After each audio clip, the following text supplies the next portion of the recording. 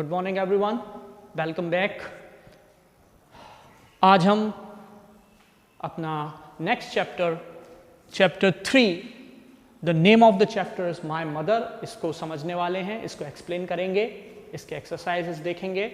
इसके पहले हमने जो पिछला चैप्टर किया था, आपको याद होगा, व्हाट द मून सॉ, जिसमें फर्स्ट इवनिंग और सेकेंड इवनिंग करके हमें दो स्टोरीज दी हुई थी, which were narrated by moon to the author, and author wrote the story as narrated by the moon.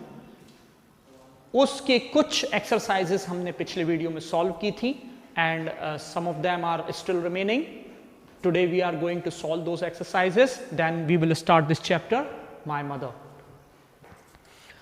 तो हमने जो पहले एक्सरसाइजेस सॉल्व की थी वो थी fill in the blanks और explain the following expressions, इनको हमने सॉल्व किया था। इसके बाद कुछ फ्रेजेस और एक्सप्रेशंस दिए हुए हैं जिन्हें हमें समझकर अपने सेंटेंसेस में यूज करना है। इसके पिछले वाले एक्सरसाइज में भी ऐसा करना था, एंड मैंने आपसे कहा था आप एक बार उनके मीनिंग समझ जाएंगे तो you can do it on your own. तो प्लीज अपनी नोटबुक्स में उनके सेंटेंसेस बना लें, और आगे जो सी एक्सरसाइज है अब हम वो सॉल्व करते हैं, which is given at the page number 9 of your text book. 9 number के पेज पर है, देखिएगा। सी एक्सरसाइज क्या है exercise? Explain the meaning of the following phrases and idiomatic expressions and use them in sentences of your own.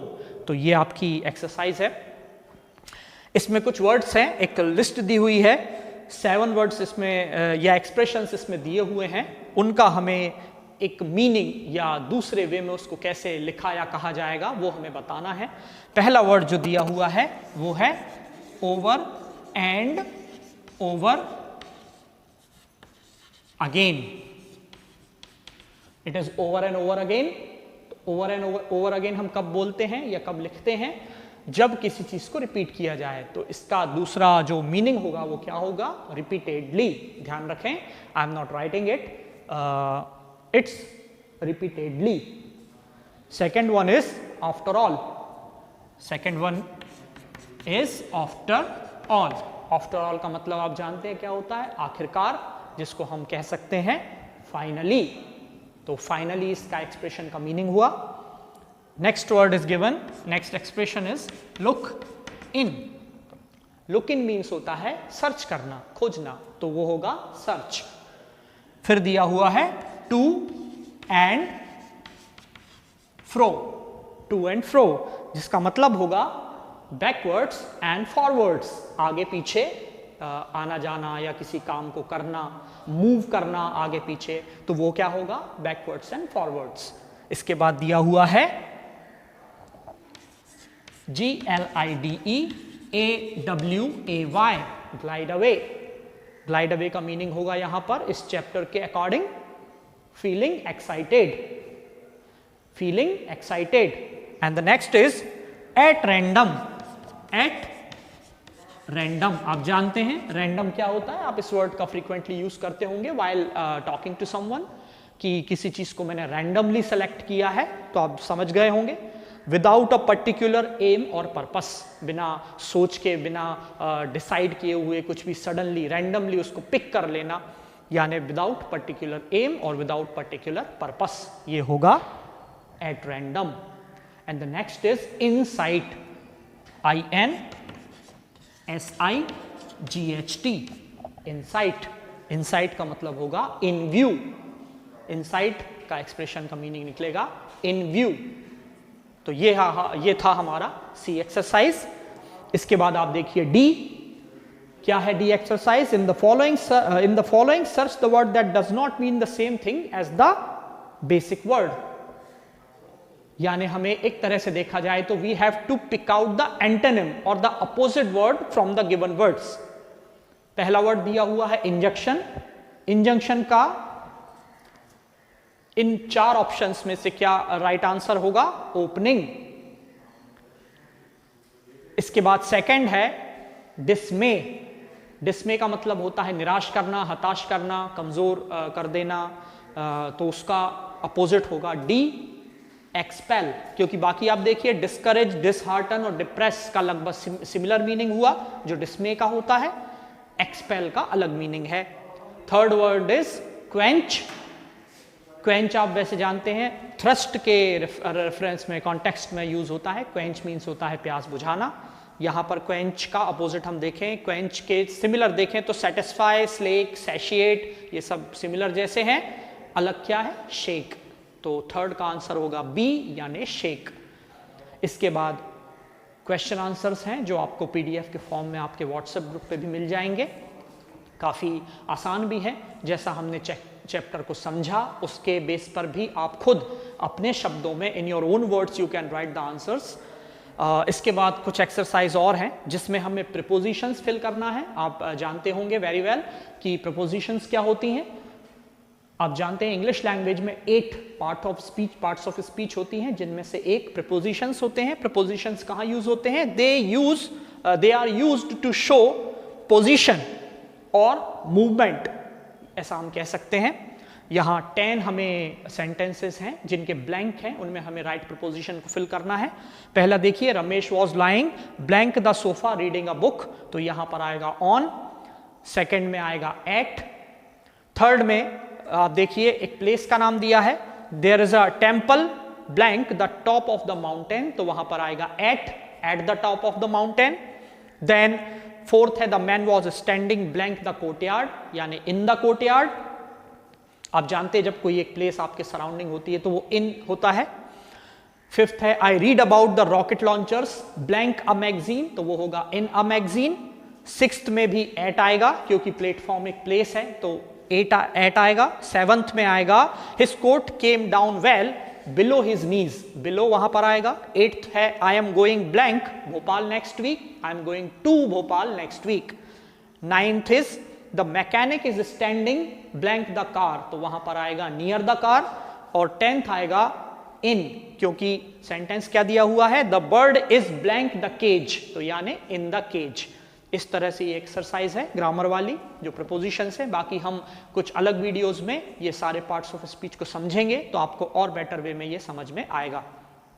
इसके बाद काफ़ी exercises हैं, आप देख सकते हैं आगे, जो आपको खुद करना है सॉल्व। थिंग्स टू डू में दिया हुआ है, moon is a satellite of earth and other planets too have satellites, दूसरे प्लैनेट्स के भी अपने उपग्रह यानी सैटेलाइट्स होते हैं, जैसे धरती का सैटेलाइट चंद्रमा है।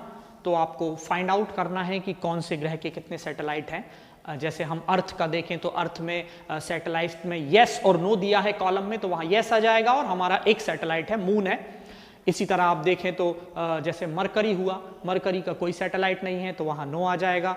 किसी किसी के काफ़ी ज़्यादा सैटेलाइट हैं, जैसे आप देखें सैटर्न, तो सैटर्न यानी शनि यानी इसके सैटेलाइट्स हैं और ओवर 30 सैटेलाइट्स हैं इसके, 30 से ज़्यादा इसके उपग्रह हैं। तो इस तरह से आप ये खुद सर्च करके इसको सॉल्व कर सकते हैं। ये थिंग्स टू डू एक्सरसाइज में आपको दिया है। तो ये थे exercises of the what the moon saw. इसके बाद हम स्टार्ट करेंगे अपना next chapter, my mother by Nirad C Chaudhuri. तो पहले हम we should know about little bit about author. तो इसके ऑथर हैं Nirad C Chaudhuri. He was born in 1897 and his life span was up to 1999. He was born in Kishorganj, which is located in Bangladesh now. And 100 years after, in 1997, his last book, Three Horsemen of the New Apocalypse, was published. He probably was the oldest author then. वो probably उस time के उस time तक oldest author थे जब उनकी वो book publish हुई। तो इन्होंने काफ़ी बुक्स अच्छी लिखी। And then he moved to Oxford at the age of 57. 57 की एज में ये ऑक्सफोर्ड भी चले गए थे and decided to permanently settle in England in 1970. 1970 में इन्होंने सोचा कि मुझे वहीं सेटल हो जाना चाहिए, तो वहाँ सेटल होने के लिए in order to settle there permanently he moved to England. और उनको उसके बाद वहाँ पर ही was offered presented honorary degree of doctor of letters by Oxford University. वहाँ पर उनको एक ऑनररी डिग्री मिली डॉक्टर ऑफ लेटर्स की। तो ये काफ़ी फेमस निराद सी चौधरी थे जिनका हमारी टेक्स्ट बुक में 3rd चैप्टर है। My mother. ये किसके बारे में है? This lesson is a lesson which is full of praise about one's mother. One's mother means the mother of Niraj Singh Chaudhary, means the mother of author. Author बताता है कि मेरी मदर के किस तरह के मॉरल कन्विक्शंस थे, वो नैतिक रूप से कितनी मजबूत थी, वो अच्छी क्वालिटीज को, गुड क्वालिटीज ऑफ ह्यूमंस जैसे ट्रुथ और जैसे ऑनेस्टी इनको या लॉयल्टी, इनको कितना प्रेज करती थी और अपने आसपास के लोगों में यानी अपनी फैमिली मेंबर्स में, अपने बच्चों में किस तरह वो इन्हीं चीज़ों को देखना चाहती थी और किस तरह उन्हें लैक ऑफ मॉरल कन्विक्शन या लैक ऑफ मॉरलिटी बिल्कुल पसंद नहीं थी। वो उसे एक सिन यानी एक पाप की तरह मानती थी, यानी वो इसको गलती नहीं पाप समझती थी। उनका मानना ये था कि ह्यूमंस को दूसरों के लिए, मतलब he should always be, a person should always be benevolent for others, generous for others, and he should never lose honesty for the sake of anything in the world. कभी भी ऑनेस्टी को नहीं छोड़ना चाहिए। और ये कन्विक्शन, ये morality के लिए, ऑनेस्टी के लिए, ट्रुथ के लिए उनकी मदर का ये डेडिकेशन उनके बच्चों में किस तरह रिफ्लेक्ट हुआ उसके बारे में, और छोटे छोटे इंसिडेंट्स भी हमें ऑथर ने बताए हैं जिनसे पता चलता है कि उनके मदर का किस तरह का नेचर या स्ट्रॉन्ग कैरेक्टर था, प्लस उनका इन पर यानी अपने बच्चों पर क्या प्रभाव पड़ा वो हम आगे देखेंगे। तो स्टार्ट करते हैं chapter. My mother and my father were bound to each other by certain common principles. Author कहता है कि मेरे माता पिता दोनों ही कुछ कॉमन सिद्धांतों से एक दूसरे से बंधे हुए थे, लेकिन वो कैसे थे? Otherwise in appearance and temperament and outlook, पर इनमें अपीयरेंस में दिखावे कैसे दिखते थे उसमें, या उनके टेम्परामेंट स्वभाव में, किसी का स्वभाव बहुत तेज, कभी किसी का शांत, तो उन चीजों में ये अलग थे। हालांकि उनके बेसिक प्रिंसिपल्स एक जैसे थे। देवर रिवर्स, किन चीजों में रिवर्स थे? अपीयरेंस, टेम्परामेंट, आउटलुक, मतलब किसी चीज के प्रति उनका दृष्टिकोण, पॉइंट ऑफ व्यू, इसके लिए वो अलग थे। If one chooses to say the same thing in a different way, the complement of each other. कई बार वो एक जो है वो एक ही बात को दूसरे तरह से कहने का कोशिश करता था, एंड वो उस चीज को कॉम्प्लीमेंट करता था। ऐसा नहीं कि दोनों के विचारों में, दोनों के थॉट्स में कोई पैराडॉक्स आ जाए या क्लैश हो वो, बल्कि एक ही चीज को सपोर्ट करते थे, मगर एक्सप्रेस करने का, कन्वे करने का जो वे था वो उनका अलग था, मेरे माता पिता का यानी ऑथर के पेरेंट्स का। आगे वो बताते हैं कि जो मेरी मदर थी वो बहुत ही स्लाइट और फ्रेजाइल, फ्रेजाइल यानी एक नाजुक, यहाँ नाजुक से मतलब उनका जो, जैसा कि विमेंस का नेचर होता है, थोड़ा सा सौम्य स्वभाव था, थोड़ा सा काइंड नेचर था। She feels pity for everyone who is suffering anything, इस तरह का था। उनका जो फेस था वो काफी रिस्पॉन्सिव था, यानी सिचुएशंस के रिफ्लेक्शन में या उसके रिएक्शन में उनके चेहरे पर भाव दिख जाते थे कि वो किस तरह का किस सिचुएशन में क्या फील कर रही हैं। लेकिन उनके पिता जो थे, वो कहते हैं मेरे जो फादर थे वो काफी इम्पेसिव थे, यानी उनके चेहरे पर कोई भाव नजर नहीं आता था किसी कंडीशन में। लगभग उनके चेहरे पर सेम जेस्चर्स, सेम एक्सप्रेशंस रहते थे हमेशा। And It was quite out of the question for her to try to hide any feeling. यानी मेरी मदर का चेहरा इतना रिस्पॉन्सिव था कि जब वो किसी सर्टेन कंडीशन में अगर ये कोशिश करती कि उनके भाव छुप जाएं, पता ना चले दूसरों को, तो ऐसा वो नहीं कर पाती थी। उनके चेहरे पर उस पर्टिकुलर सर्कमस्टेंसेस के लिए जो रिएक्शन है वो बिल्कुल अपरेंट था, वो दिख जाता था साफ साफ। वो ये कहता है कि she was very vivid and high स्ट्रंग। High स्ट्रंग का यहां मतलब हुआ इजीली एक्साइटेड, वो किसी चीज के लिए बहुत एक्साइटेड हो जाती थी, किसी घटना या किसी फिनोमिनन के लिए। लेकिन if not hectic and electrical, अगर भले वो रेस्टलेस या इम्पेशेंट ना हो तब भी। Even when she was young there were 2 deep vertical wrinkles between her eyebrows. जब वो यंग भी थी, ऑथर ने तो उन्हें थोड़ी ज्यादा एज में देखा जब ऑथर का जन्म हुआ, लेकिन जब वो कहता है कि वो जब थोड़ी और छोटी रही होंगी तब उसने सुना भी है और बाद में भी देखा कि उनके चेहरे पर दोनों आईब्रोज के बीच में एक रिंकल पड़ जाती थी हमेशा, जो कि जनरली क्यों होती है? जब आप कोई विचार कर रहे होते हैं, आप किसी थॉट में डूबे हुए होते हैं, तब वो रिंकल्स आपके फेस पर आती हैं। वो कहता है कि मेरी जो मदर थी, she was not very intellectual, she was not very intelligent, means she was not very much educated. although when she chose to be argumentative, she could be devastatingly logical. मतलब जब, लेकिन फिर भी वो बहुत पढ़ी लिखी, एजुकेशन उनका नहीं था, लेकिन जब वो किसी चीज के प्रति, किसी बात को लेकर आर्ग्यू या तर्क करना शुरू कर दें तो उनके बराबर तर्क करना किसी के लिए भी मुश्किल होता था। यानी उनके तर्क इतने सॉलिड होते थे, उनका बेस इतना स्ट्रांग होता था कि उनसे तर्क कर पाना, उनसे आर्ग्यू कर पाना दूसरों के लिए बहुत मुश्किल हो जाता था। उनका जो नेचर था वो काफी इंट्यूसिव था, यानी अंतर्मन से, अंदर से उनके जो भाव आता था, जो बहुत सही बात आती थी, वो पूरे कन्विक्शन के साथ वो दूसरे से बोलती थी कि लोगों को उनकी बात माननी पड़ती थी, उनके तर्क को काटना मुश्किल हो जाता था। आगे वो बताता है कि शी वॉज नॉट हैंडसम, यहाँ हैंडसम यूज किया गया है। जनरली हम जो एडजेक्टिव यूज करते हैं वो ब्यूटीफुल होता है, पर हैंडसम भी फॉर वुमेन ऑल्सो ये यूज किया जा सकता है। तो वो कहता है कि वो बहुत हैंडसम नहीं थी, वो बहुत प्लेन थी और जनरली वो अपने थॉट्स में खोई रहती थी। फिर वो उनके फेस का स्ट्रक्चर भी काफी बताता है कि उनका जो फेस था वो ब्रॉड था और अपर हाफ जो था जो चेहरे का वो रिसीडिंग था, पीछे की तरफ था।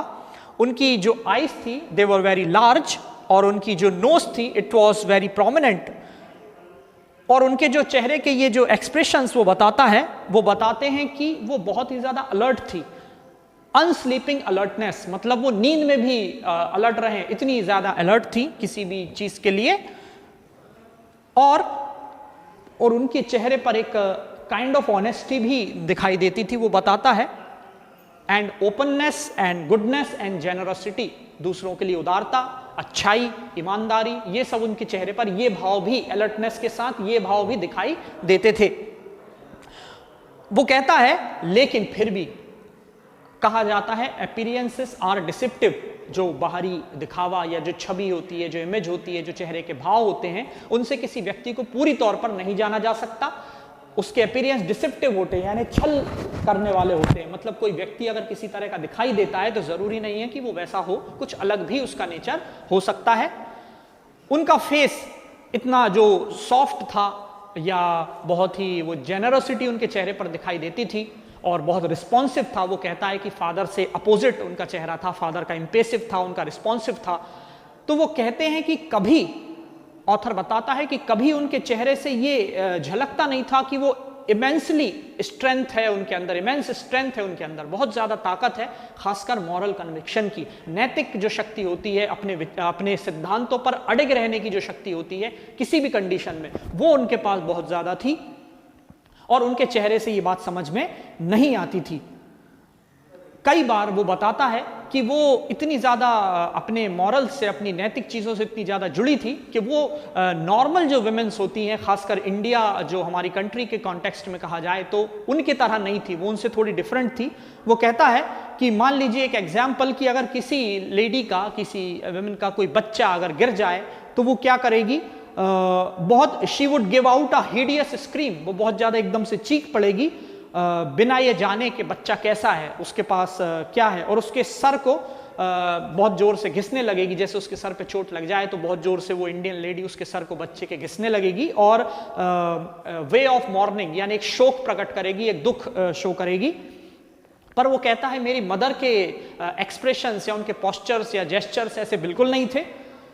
ऑन द अदर हैंड, बल्कि इसके अपोजिट क्या होता था, अगर कभी हमने अपनी चोट जो हमें लगी या हम गिर गए और उससे, उस चोट के प्रोपोर्शन से ज्यादा हमने एक्सप्रेशन दे दिए या चीख दिए या ज्यादा बहुत एक्ट कर रहे हैं कि हमें बहुत दर्द हो रहा है या बहुत चोट, तो उल्टा ये होता था कि वो हमें और ज्यादा डांट देती थी या मार देती थी, पैट ऑन द बैक, यानी एक दो हमें चांटे लगा देती थी अगर हम ज्यादा चोट से ज्यादा एक्ट करें तो।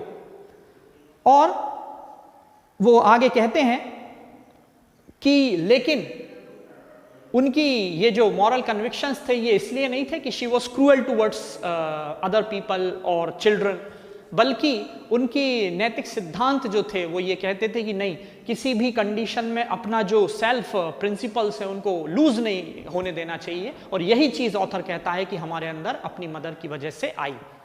आगे देखें वो क्या कहता है, the faults of character she disliked most, चरित्र जो कैरेक्टर होता है एक इंसान का, उसकी जो कमियां होती है उनको वो सबसे ज्यादा हेट करती थी। वो ये कहती थी कि किसी भी व्यक्ति का कैरेक्टर बहुत ज्यादा स्ट्रांग होना चाहिए क्योंकि वही उसकी सक्सेस और लाइफ को मीनिंगफुल बनाता है। आगे वो कहती है कि उन्हें किसी भी तरह का चालाकी, कोई टैक्टिक्स बिल्कुल पसंद नहीं थे। वो एक एग्जाम्पल भी देता है कि यदि मदर हमारे लिए कोई डिश बनाए और अगर कोई हम कभी भी वो डिश खुद चूज नहीं करते थे, उसका कोई पीस हमें उठाना हो तो हम खुद नहीं उठाते थे, हम मदर का वेट करते थे कि she would herself give to us. क्यों? क्योंकि अगर हमने किसी लालच में बड़े पीस को उठा लिया तो शायद वो हमें बहुत बुरा डांटेंगी या मारेंगी। इस तरह का एक फील उनका था, यानी वो चालाकी, किसी तरह की ट्रिकरी को बर्दाश्त नहीं कर सकती थी। उनका मानना था कि अगर इस तरह सभी ट्रिक करते रहेंगे तो this thuggery and this trickery would be continued unabated. बिना इसको जब तक हम लोग नहीं रोकेंगे ये रुकेगा नहीं। मतलब इंसान को बचपन से ही अच्छी शिक्षा मिलेगी तब वो एक अच्छा इंसान बनेगा। तो वो अपने बच्चों में ये चीज देखना चाहती थी, ऑनेस्टी की फीलिंग, ट्रुथ की फीलिंग। वो कहती थी कि एक इंसान को वेट करना चाहिए अपने हिस्से का पाने के लिए और वो उसे जरूर मिलता है। मतलब सोसाइटी का स्ट्रक्चर इस तरह का है कि आपको अपने जो आप डिजर्व करते हो, what you deserve you will surely get it, no one can snatch it away from you, ये वो मानती थी। अगेन फिर वो कहता है कि मेरे स्कूल और कॉलेज के दिनों की वो बात बताता है। ऑथर कहते हैं I was staying in hostels and boarding houses. वो एक बोर्डिंग वाले स्कूल में रुके और वहां पर वो देखते हैं कि डिनर के लिए, लंच के लिए एक हॉल था which was not large enough to accommodate all the students at a time. इतना बड़ा वो मैस या जो खाने का जो हॉल होता है, डाइनिंग हॉल या रूम हम कह सकते हैं, वो इतना बड़ा नहीं था कि वहां पर हॉस्टल के सारे बच्चे एक वक्त में एक साथ खाना खा सकें। तो क्या वो बच्चे क्या ट्रिक करते थे, क्या चालाकी करते थे कि उनका ध्यान अपने जो क्लास के पीरियड्स लग रहे हैं तब भी या पढ़ाई के वक्त भी उनका ध्यान इस पर रहता था कि वो उससे पास में रहें। यानी वो ये कहते थे कि they are always be careful about that they should not be very far from the dining room। जब खाने का वक्त आने वाला हो, जब खाने का टाइम होने वाला हो तो वो डाइनिंग रूम से ज्यादा दूर ना हो, इस चीज का ध्यान हमेशा रखते थे।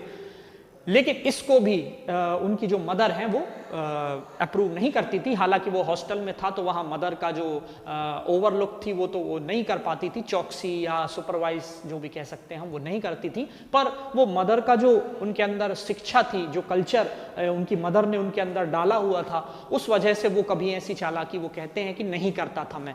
और वो कहती है कि सोसाइटी जो है वो इस तरह से है कि it is made in that way that it has an innate justice of society to offer my share.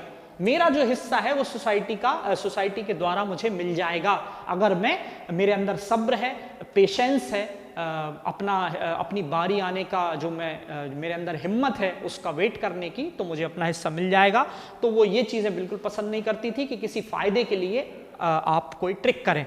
आगे भी वो कुछ बताता है, गुड मैनर्स के बारे में बताता है कि यदि हम किसी विजिटर, कोई बाहर से मेहमान आए और उसकी प्रेजेंस में हम कुछ बहुत जोर से हंस दें जो कि सही नहीं है, यानी जो उस कंडीशन के हिसाब से सही नहीं है, तो तब भी मदर जो है हमें डांटती थी और काफी सीवियरली हमें उनसे डांट पड़ती थी। The fault which my mother emphasised was not मियर lease in manners but the meanness of behaving. मेरी मदर जिन चीजों को बहुत हेट करती थी या जो हमें सिखाती थी कि ऐसा नहीं करना है, वो क्या थी? वो सिर्फ ये नहीं कि मैनर्स में कमी, बल्कि बिहेवियर का मीननेस नहीं होना चाहिए आप में, और बैड मैनर्स बिल्कुल नहीं होना चाहिए, क्योंकि वो बैड मैनर्स को एक कमजोरी नहीं मानती थी बल्कि सिन यानी पाप मानती थी।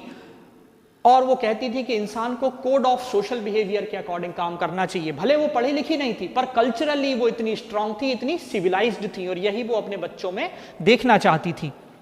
वो कहता है कि कई बार तो मुझे इस चीज पर भी डांट पड़ती थी कि मेरी जो शार्प और बाइटिंग टंग है, यानी मैं बहुत आउटस्पोकन था, खुलकर किसी बात को कह देता था, इसको भी वो सही नहीं मानती थी। और कई बार she scolded me for my biting tongue और my outspoken behaviour. She used to scold me.